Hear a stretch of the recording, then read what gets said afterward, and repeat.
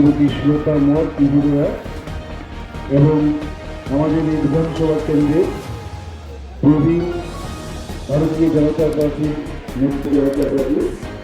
বিভিন্ন নেতৃবৃন্দ সবাইকে এবং বিভিন্ন কার্যকর্তা সবাইকে আমার ব্যক্তিগত তরফ থেকে এবং ভারতীয় পরিক্রমণ করে আজকে এখানে মিলিত হয়েছে। অনেক দীর্ঘ পথ গ্রামের লোকালয়ের মধ্য দিয়ে এসেছেন সবাই এবং ক্লান্ত অনেক দূর থেকে এসেছেন। সকাল থেকে প্রাকৃতিক দুর্যোগের কারণে কিছুটা সময় আমাদের ব্যয় করতে হয়েছে, সেটা দেরিতে শুরু করতে হয়েছে, তার জন্য সত্যিই আমরা দুঃখিত।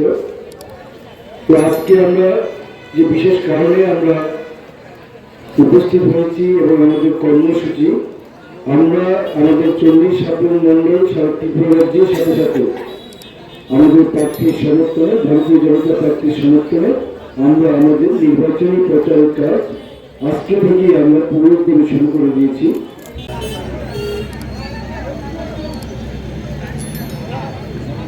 নমস্কার।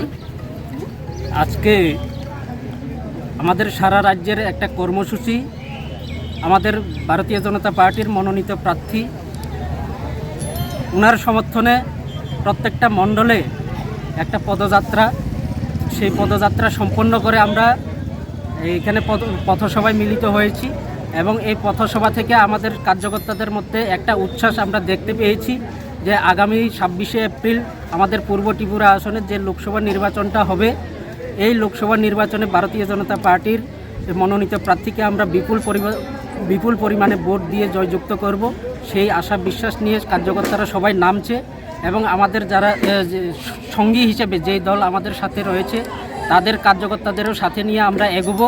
আগামী আমাদের লোকসভা নির্বাচনের পরে আমরা আমাদের যে সংকল্প এক ত্রিপুরা শ্রেষ্ঠ ত্রিপুরা এবং এক ভারত শ্রেষ্ঠ ভারত গঠনের, সেই সংকল্পকে সামনে রেখেই আমাদের সরকার এবং দল কাজ করছে এবং এগোচ্ছে। তো সবাইকে আমাদের ভারতীয় জনতা পার্টির মনোনীত প্রার্থীকে বিপুল পরিমাণে ভোট দিয়ে জয়যুক্ত করানোর জন্য সবাইকে আহ্বান করব। নমস্কার সকলকে।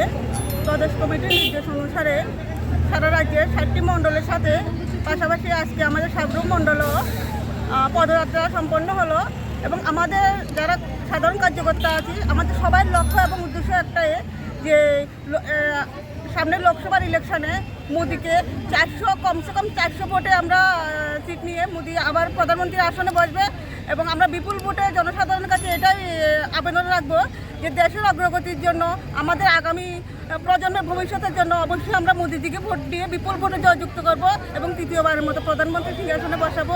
এইটুকু আবেদন জানিয়ে সকলকে নমস্কার জানাই।